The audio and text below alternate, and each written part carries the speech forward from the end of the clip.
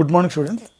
జనవరి 28 JEE mains 2025లో ఏ ఫార్ములాలు యూస్ చేశారు, సమ్స్లో ఏ ఫార్ములాలు యూస్ చేశారని ఎక్స్ప్లెయిన్ చేయబోతున్నాను. ఇంటిగ్రేషన్లో సమ్ ఇలా ఇచ్చాడండి, మీరు ఒక 1 యాడ్ చేయండి, ఒక 1 తీసేయండి. ఈ కండిషన్ అప్లై చేస్తే కానీ మీకు అక్కడ సమ్ రాదు. అదే సమ్లో ఇంటిగ్రల్ 1/x² dx = tan(x) వాడాడు.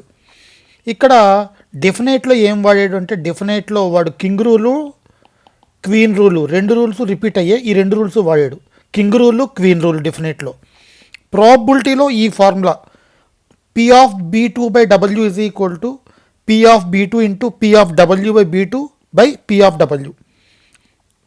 స్ట్రైట్ లైన్స్లో యాంగులర్ బైసెక్టర్స్ వాడాడండి.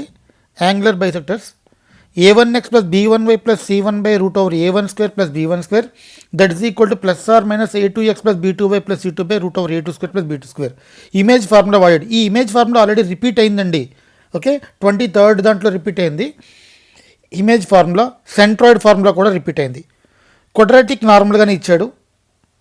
సీక్వెన్స్ సిరీస్లో ఏబీసీ ఆర్ ఇన్ జీపీ ఇస్తే b² = ac అనే కండిషన్ వాడాడు. Some of interior angles formula వాడాడు. Tn = a + n - 1 × d వాడాడు. మ్యాట్సెస్లో ట్రేస్ వాడాడండి. అండ్ అడ్జాయింట్స్ మీద కూడా సమ్ ఇచ్చాడు, చూసుకోండి ఒకసారి. డిఫరెన్షియల్ ఈక్వేషన్స్లో వేరియబుల్ సెపరబుల్ మెథడ్ మీద ఇచ్చాడండి, ఐఎఫ్ మీద ఇవ్వలేదు. ఇక్కడ వేరియబుల్ సెపరబుల్ అంటే ఏంటి, ఇక్కడ చూడండి, x dy y dx ఇచ్చినప్పుడు dy/y y తాలూకా డెరివేటివ్స్ అన్ని dy దగ్గర పెట్టుకున్నాం, x తాలూకా వాల్యూలు అన్ని dx దగ్గర పెట్టుకున్నాం, ఇంటిగ్రేట్ కట్టుకున్నాం.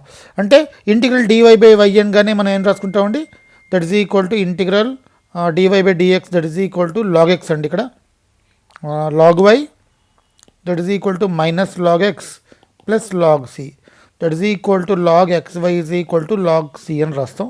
దేర్ఫోర్ xy = c వస్తుంది. ఓకే, ఇది వేరియబుల్ సెపరబుల్ మెథడ్ మీద. రిలేషన్స్లో చూడండి, ఈక్వలెన్స్ రిలేషన్స్ ఎన్నిసార్లు రిపీట్ అయిందో చూడండి. రిలేషన్స్లో ఈక్వలెన్స్ రిలేషన్స్ చాలాసార్లు రిపీట్ అయింది. ఇప్పటికి దగ్గర 3 to 4 times రిపీట్ అయింది. ఇన్వర్స్ ట్రిగ్నామెట్రీలో sin inverse x + cos inverse x = π/2 అనే ఫార్ములా రిపీట్ అయింది. ఆ ఫార్ములా ఉంది, ఆ ఫార్ములా యూసేజ్ చూసుకోండి. Okay, thank you for watching.